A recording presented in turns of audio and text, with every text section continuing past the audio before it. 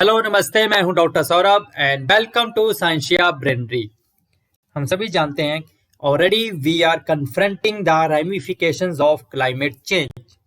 मैंने अपने कुछ प्रीवियस लेक्चर्स में भी कहा था कि how climate change is affecting the wildlife, the humans and how it is responsible for species extinction and dying of unborn embryo. We know that जो projected population estimates हैं 2050 में we are going to reach a mark of 10 billion और currently we are 7.8 billion. So for sustaining 7.8 billion, ठीक है, तो food system is responsible, means जो current food system है that is sustaining 7.8 billion population. Okay, जो हमारा food system है, ठीक है, बट जो ये फूड सिस्टम है that also accounts for about 34% of green house gas emissions.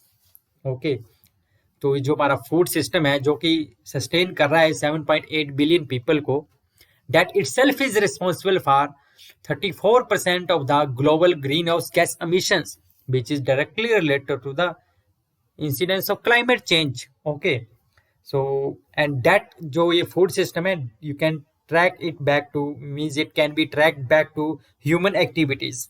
Okay, जो हमारा फूड सिस्टम है it is directly connected with human activities. Okay, तो हम जो सिस्टम हमें सस्टेन कर रहा है वही सिस्टम एक्चुअली रिस्पॉन्सिबल है 34% of the global green house gas emissions के लिए, ठीक है। एंड हम ये कह सकते हैं कि जो हमारा फूड सिस्टम है मतलब 34% कंट्रीब्यूट कर रहा है global green house gas emissions में, तो जो हमारा फूड सिस्टम है, ठीक है, that is as much polluting as other sectors.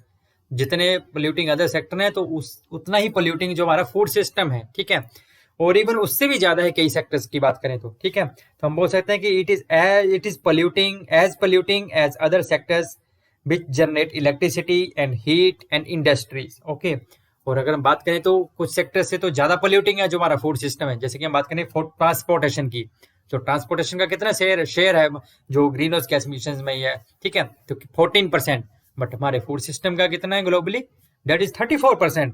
Okay, तो उसी तरह हम दूसरे कंस्ट्रक्शन या बिल्डिंग सेक्टर की देख लें तो उसका भी शेयर कम है, मतलब लगभग 21% है ये। ओके, तो but our food system is contributing 34%। तो यू कैन सी दैट, आप देख सकते हैं कि जो हमारा फूड सिस्टम है itself is as polluted as other sector or even more polluted than other sectors. Okay, so as it is contributing for 34% of the global greenhouse gas emissions. So in this context जो हम आज के lecture में यही बात करेंगे कि how our agricultural food system, okay, that is responsible for 1/3 of the global greenhouse gas emissions. Okay, so it is recently reported in a paper published in the journal Nature Publishing Group. Okay, so our agriculture system is responsible for the 1/3 of the global greenhouse gas emission. Okay, so let's start the discussion. So you can see that it was covered in the various news medias, like in the UN news it was said that, United Nations news it was said that food systems account for over 1/3 of global greenhouse gas emission. Okay, इसी तरह down to earth में भी इस article को cover किया गया था, and actually a report published in the journal Nature Food, okay, recently in the this month only, in 2021 this month only, that food systems are responsible for 1/3 of global anthropogenic greenhouse gas emissions. Okay, so we will see that how it is possible that in this report it was said that कि जो 1/3 of the global greenhouse gas emissions है they are caused by the humans and they are linked with our food system. Okay, and developing countries की बात करें तो वहाँ पे ये फिगर जो है वो ज़्यादा डेंजरस है as compare to other developed countries या इंडस्ट्रियलाइज कंट्रीज की अपेक्षा, ठीक है। मतलब जो डेवलपिंग कंट्रीज है वहाँ पे सिचुएशन जो है वो ज़्यादा वर्स्ट है, ठीक है, ज़्यादा वर्स्ट है, ठीक है। सो इन दिस स्टडी में एक्चुअली जो साइंटिस्ट हैं उन्होंने एक डाटाबेस भी डेवलप किया है that is known as EDGAR food database. Okay, EDGAR means emissions database for global atmospheric research. Okay, तो ये जो डाटाबेस डेवलप किया है इस रिसर्च में साइंटिस्ट ने, EDGAR फूड डाटाबेस, ठीक है। So it will provide a complete and consistent database in time and space of the green house gas emissions from the global food system, ठीक है। तो मतलब ग्लोबल फूड सिस्टम जो है वहां से कितना ग्रीन हाउस गैस एमिशंस निकलेगा, तो इस डाटाबेस पे हम we can find out the all the related information, okay, regarding the green house gas emissions from our food systems. Okay, so ये जो इस डाटाबेस को, इसमें जो डिफरेंट लैंड यूज डाटा को इन्वॉल्व किया गया है, which was taken from the food and agriculture organisation, ठीक है। और इस स्टडी में ये फाइंड आउट किया गया जो हमारा फूड सिस्टम है actually that is responsible for 34% of the total green house gas emission. Okay, तो एक्चुअली इसमें जो स्टडी किया गया, डाटाबेस जो एनालाइज किया गया फ्रॉम 1990 टू 2015 का डाटाबेस एनालाइज किया गया था इस स्टडी में, and it was published recently this month. तो इसमें ये कहा गया कि 2015 में जो फूड सिस्टम थे वो they were responsible for about 34% of the global green house gas emission. Okay, मतलब कितना रिलीज किया? 34%, मतलब 18 billion tons of carbon dioxide equivalent.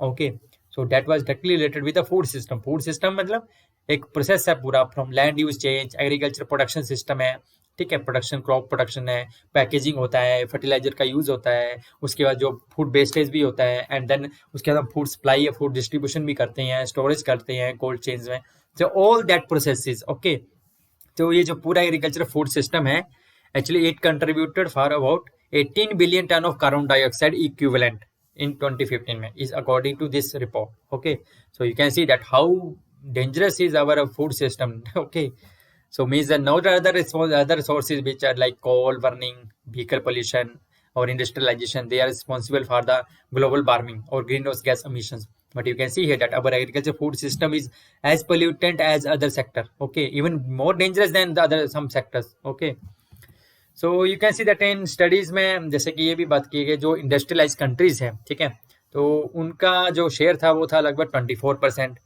ठीक है।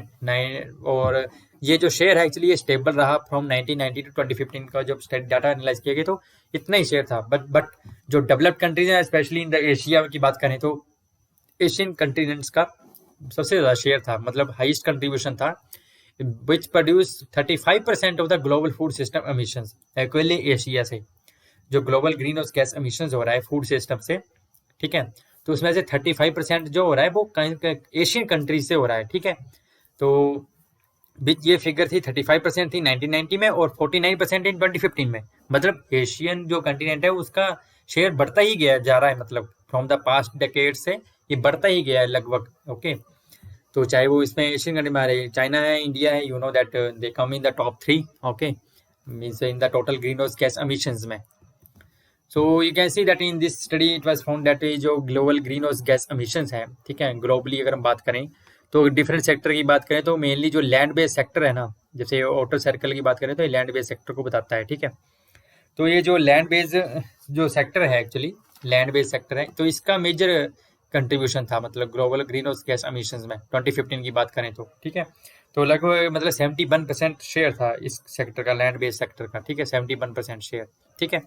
उसी तरह इंडस्ट्रियलाइज सेक्टर की बात करें तो वहाँ भी जो लैंड बेस्ड सेक्टर है उसका ज़्यादा कंट्रीब्यूशन था, और डेवलपिंग कंट्रीज में भी you can see that more than 71% share of this land based sector outer circle जो एरिया है, ठीक है, मेनली लैंड बेस्ड सेक्टर में। तो लैंड बेस्ड सेक्टर्स की बात करें तो इसमें जैसे कि हम इनर सर्कल की बात करते हैं, जैसे कि हम, तो इसमें जो मेनली इसमें जो शेयर है जैसे LULUC, तो LULUC means it is associated with the मतलब agriculture and associated land use and land use change activities, मतलब एग्रीकल्चर और उसके साथ जो एसोसिएटेड लैंड यूज है या लैंड यूज चेंज एक्टिविटीज हैं, उन सभी का मतलब उन सभी का कितना कंट्रीब्यूशन है, ठीक है, ठीक है। तो उसका जो है वो मेजर कंट्रीब्यूशन है जो हमारा ग्रीन हाउस गैस एमिशंस में। तो globally you can see that this the total production was about 18 billion ton of carbon dioxide equivalent emission था जो फूड सिस्टम का ग्लोबली इन 2015 में की बात करें तो, ठीक है।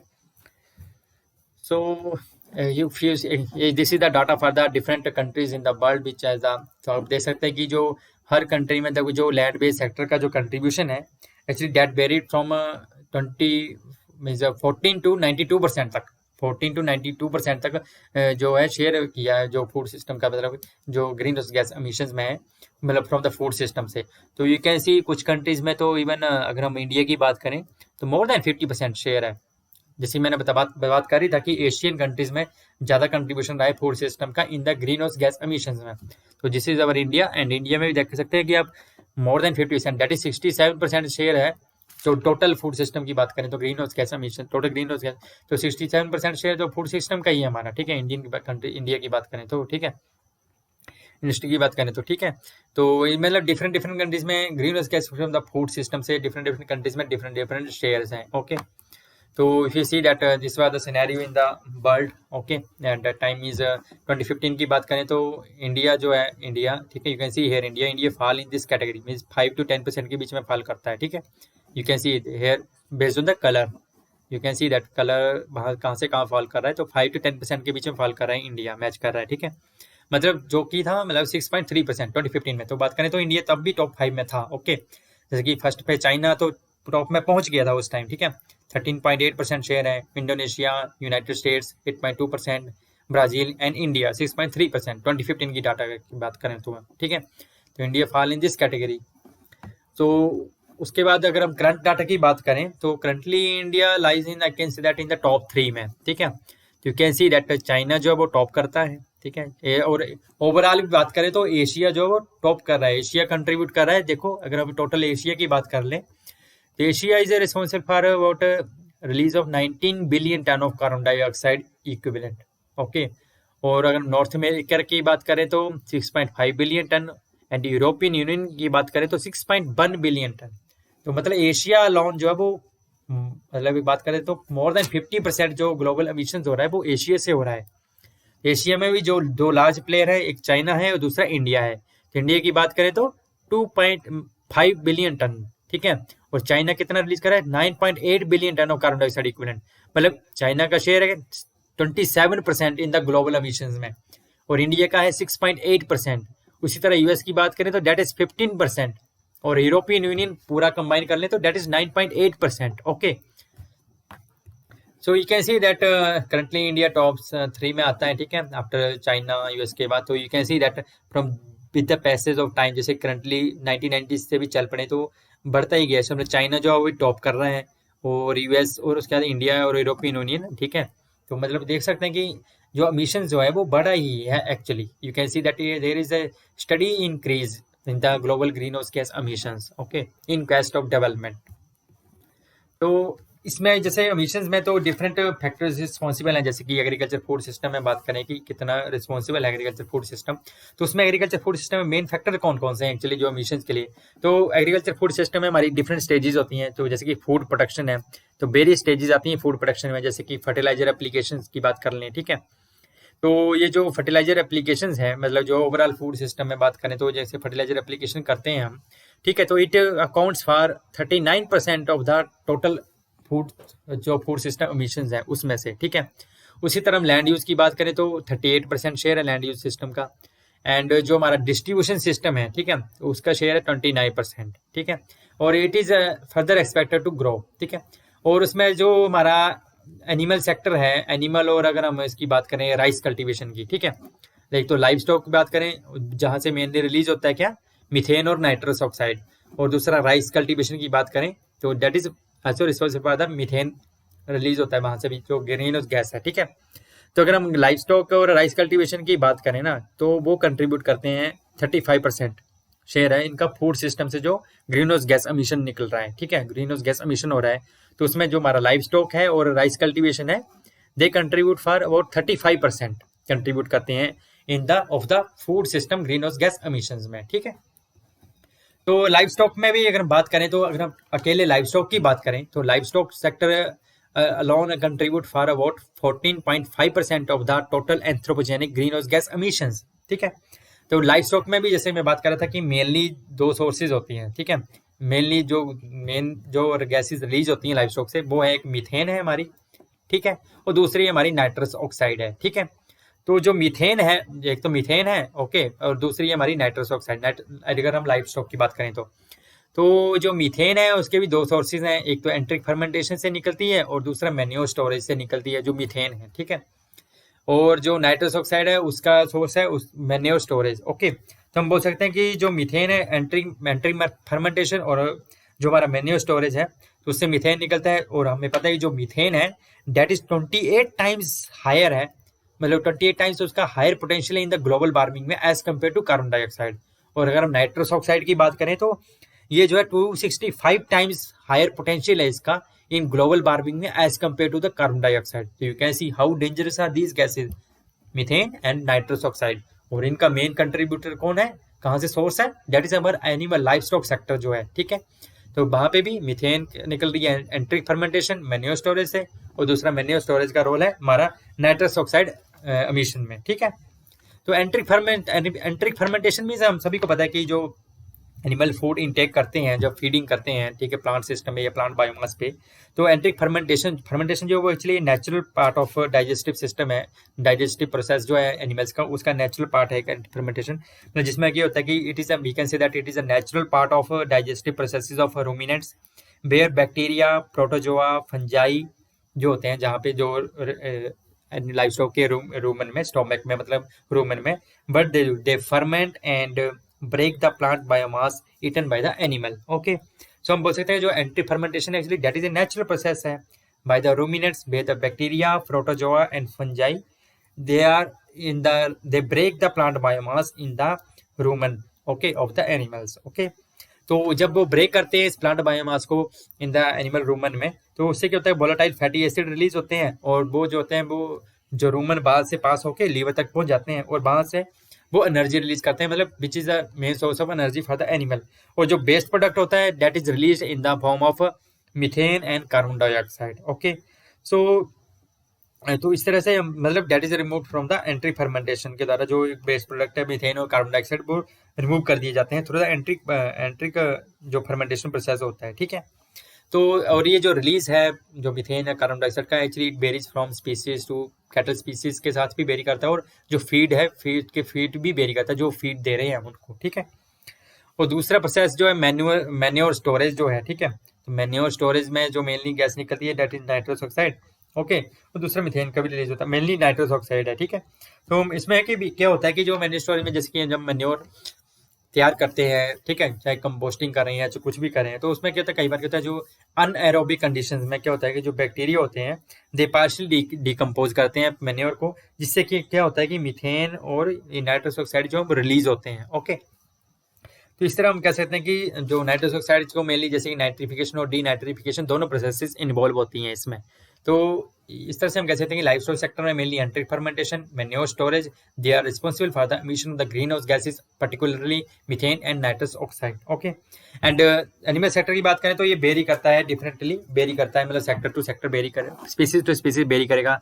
जैसे बीफ कैटल की या डेयरी कैटल्स में कितना, तो एंट्रिक फर्मेंटेशन 91% मीथेन निकलती है, और मैन्योर स्टोरेज से मीथेन निकलती 3%, जो इनके लिए मैन्योर यूज किया जाता है, ठीक है। बट जो डेयरी वाले एनिमल के लिए मैन्योर डिफरेंट मैन्योर यूज की जाते हैं, डिफरेंट फीड यूज की जाती हैं, तो वहाँ से डिफरेंट रेशो है। उसी तरह गोट, शीप, हर किसी में मतलब स्पीसीज टू स्पीसीज जो है वो वेरी करता है, ठीक है। बट हम बात करें तो जैसे चिकन की बात करें तो वहाँ पे फर्मेंटेशन से तो नहीं है, बट अगर हम बात करें जो उनके लिए जो मैन्योर तैयार किया जाता है ना, तो मीथेन जो निकलती है 34% है चिकन की बात करें। और चिकन फीड जो तैयार किया जाता है ना, फीड चिकन का जो फीड तैयार किया जाता है चिकन को फीड करने, उसका बहुत ज्यादा कंट्रीब्यूशन है in the nitrous oxide emissions में। तो मतलब चिकन फीड तैयार की जाता है, मतलब ओके। सो अगर आप ये देखें तो जैसे कि फीड प्रोडक्शन सिस्टम होता है, जो फीड तैयार करते हैं हम, ठीक है, एनिमल्स के लिए, तो feed production system and its processing that contribute about 45%, okay, 45% of the whole sector, means it releases about 3.2 gigaton of carbon dioxide equivalent, okay, ठीक है। मतलब पूरा फीड प्रोसेसिंग सिस्टम है ना, फीड प्रोडक्शन प्रोसेसिंग, जैसे कि हम लैंड यूज में फीड करेंगे, फर्टिलाइजर भी देंगे उस मैन्योर को उगाने के लिए, फीड जो भी तैयार कर रहे हैं प्लांट बायोमास, ओके, उसमें मैन्योरिंग भी करेंगे, फर्टिलाइजर एप्लीकेशन भी करेंगे, उसमें डिफरेंट एग्रीकल्चर ऑपरेशन किए जाएंगे, उस क्रॉप को रेज करेंगे, जो भी फोडर पर क्रॉप रेज कर रहे हैं अगर मान लो, ठीक है। एंड देन उस फूड को प्रोसेस भी किया जाएगा और उसका फिर ट्रांसपोर्टेशन किया जाएगा, ठीक है। तो मतलब एक पूरा फीड प्रोडक्शन सिस्टम है, ठीक है। तो ये फीड प्रोडक्शन सिस्टम जितना भी है पूरा जो है लाइफ स्टॉक सेक्टर में, तो it contribute for about 45% of the whole sector, okay, जो पूरा फीड प्रोडक्शन सिस्टम जो है, ठीक है। मतलब हम कह सकते हैं कि लगभग जो ये डाटा है मेनली, तो जिसमें कि जैसे कि एंट्री फर्मेंटेशन का इतना शेयर है, उसके बाद जो ये प्रोसेस है उसके बाद की प्रोसेसिंग है, ठीक है। मतलब फीड प्रोडक्शन सिस्टम का 45% शेयर है और फर्मेंटेशन का 39% शेयर है, उसके बाद जब फीडिंग कर लेते हैं एनिमल, ओके।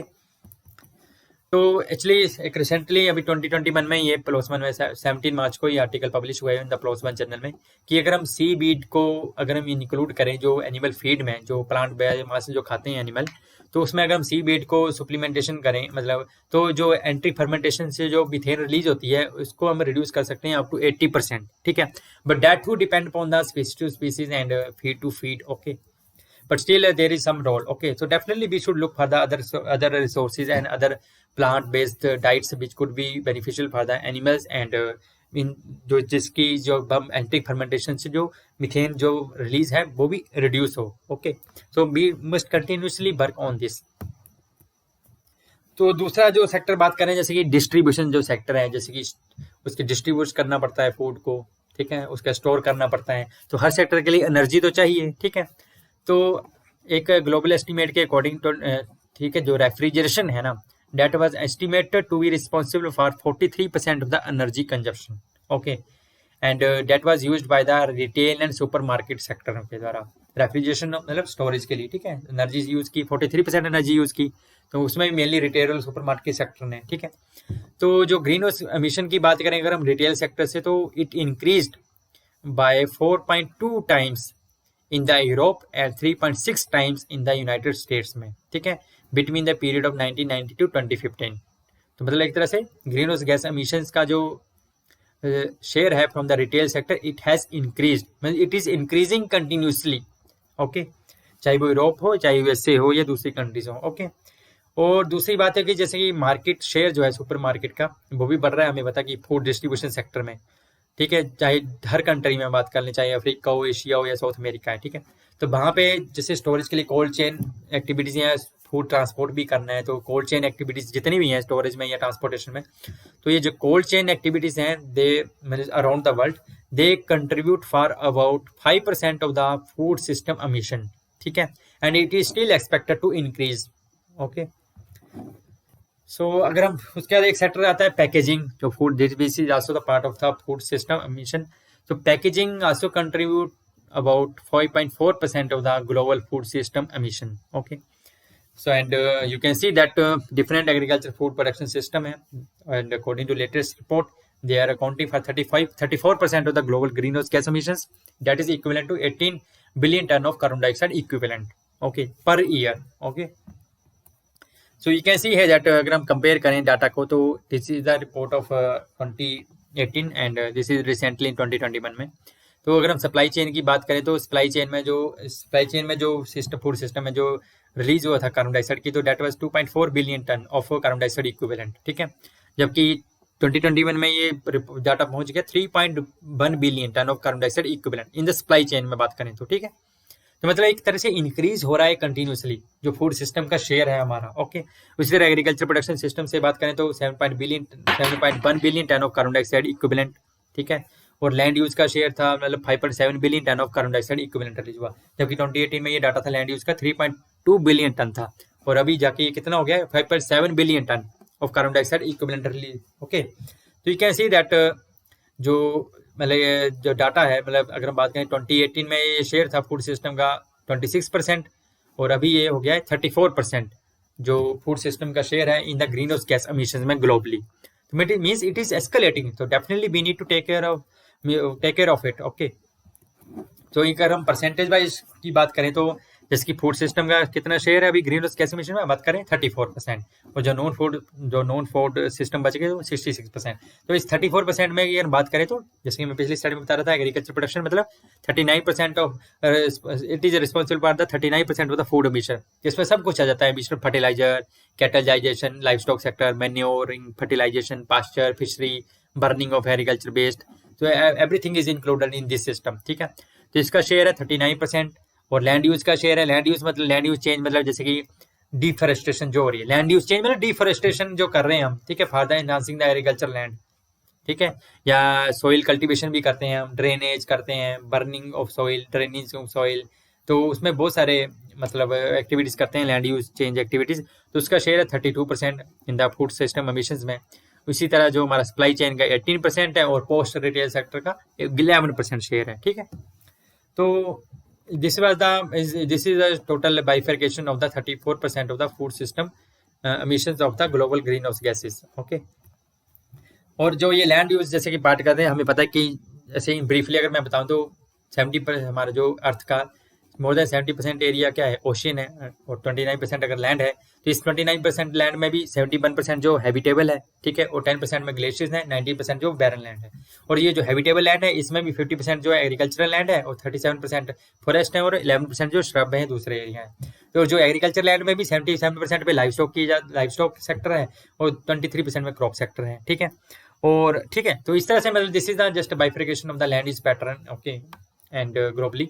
सो रिसेंटली एक साइंस जर्नल में भी एक रिपोर्ट पब्लिश की गई थी रिसेंटली, कि इसमें ये मतलब सजेस्ट किया गया, इसमें ये बताया गया कि it was found that the green house gas emissions from the food production alone it would cause 1.5 degree Celsius global warming by 2050 and 2 degree centigrade by the end of this century. तो हम ये कह सकते हैं कि जैसे कि जो हमारा पेरिस एग्रीमेंट का जो हमारा मैनिफेस्टो है, जिसमें कि कमिट किया गया कि हमें 2030 तक जो है हमें 1.5 या 2 डिग्री सेंटीग्रेड से ज़्यादा नहीं होने देना हमारा ग्लोबल वार्मिंग को। बट अगर बहुत हम दूसरे सेक्टर को हम ध्यान में रख रहे हैं, बट अगर हम देख सकते हैं कि एग्रीकल्चर सेक्टर अकेला ही जो हमारा एग्रीकल्चर फूड सिस्टम है, पूरा जो हमारा फूड सिस्टम है, that alone is contributing for 34% of the global green house gas emissions, and that alone is sufficient to cause this to we can say that to violate this जो हमारा target है, to mitigate तक जो global warming है by to up to जो मैंने जो mark रखा है 1.5 डिग्री से ज़्यादा नहीं बढ़ने देना है। तो अगर हम बाकी सेक्टर को कंट्रोल कर रहे हैं बट इस सेक्टर को ही कंट्रोल नहीं करें, तो this sector alone is sufficient to cause the 1.5 degree Celsius of global warming by the 2050, and by the end of this century it will cause that global warming by 2 degrees centigrade. Okay, so definitely we need to give the more attention to this sector. We need to be more meticulous regarding this our agriculture food system. So because there are different processes are involved in agriculture food system, and different steps and quite complex, and we need to take it seriously. So what could be done actually? So researchers have that जो ये इन्होंने database develop किया था, जैसे कि मैंने बताया कि EDGR food database है, तो they have said that this database it will assist towards developing the effective mitigation and transformational pathways to sustainable food system. Definitely we should look for the different मतलब sustainable food system की तरफ हमें देखना पड़ेगा कि हम किस तरह से सस्टेनेबल फूड सिस्टम में जा सकें, जिससे कि हमारी जो फूड डिमांड है वो भी पूरी हो जाए, और जो ये ग्रीन हाउस गैस एमिशन है वो भी रिड्यूस हो जाए, ठीक है।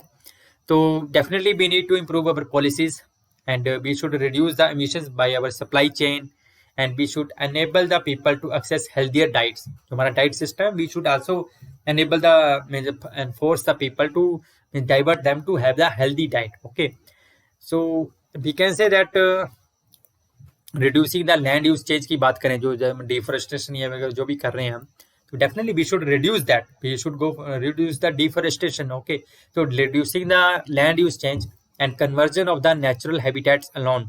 Conversion, okay, मतलब लैंड यूज चेंज को एक तो रिड्यूस कर दें, दूसरा है कि हम नेचुरल हैबिटेट को कंजर्व करें और उसको बढ़ाएं, नेचुरल हैबिटेट को।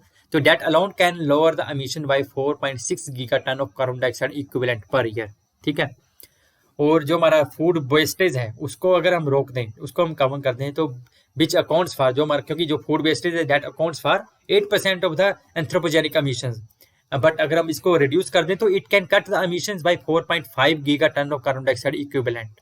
ओके, उसी तरह जो हम प्रोडक्शन मेथड इंप्रूव कर रहे हैं अपने, जो लाइफ स्टॉक के हैं या दूसरा एग्रीकल्चर प्रोडक्शन मेथड है जहाँ से मीथेन एमिशन होता है, ठीक है, अगर हम उसको रिड्यूस करें, तो जैसे कि जो उसको हम अगर रिड्यूस करें तो वहाँ से जो एमिशन है we can reduce up to 1.44 gigaton of carbon dioxide equivalent, and a massive 8 gigaton of carbon dioxide equivalent reduction is possible by including a higher proportion of plant-based foods in the diet than the animal-based foods. Okay, हमारी जो diet है human diet में भी, ठीक है। तो you can see that कि अगर हम इन डिफरेंट सेक्टर्स को अगर हम टेक केयर करें इन डिफरेंट सेक्टर में, तो आप देख सकते हैं कि हम कितना ज़्यादा जो है ग्रीन हाउस गैस एमिशंस को हम रोक सकते हैं, कितना ज़्यादा तक हम इसको कंट्रोल कर सकते हैं। बट क्या है कि इसके लिए हमें effective policies चाहिए, और we should be determined, and we should also invest more in research and development to look for the different sources, चाहे वो फूड सोर्सेज या डिफरेंट सिस्टम्स हैं जहाँ पे जो एमिशंस हैं, ग्रीन हाउस गैस एमिशंस हैं, वो कम हो हमारा, ठीक है। So by controlling all these factors, you can see that we can lower our greenhouse gas emissions by our agricultural food system, and it is one of the important, हम कह सकते हैं कि बहुत ही इंपॉर्टेंट सेक्टर है, एक तरह से हम देखें तो इस तरह से हम देख सकते हैं, तो it is quite important. I hope आपको बहुत कुछ जानने को मिला होगा आज के लेक्चर में। And if you like the lecture, kindly share करें, सब्सक्राइब करें और लाइक करें। With this I would say thank you, stay happy, stay blessed and stay safe. Thank you.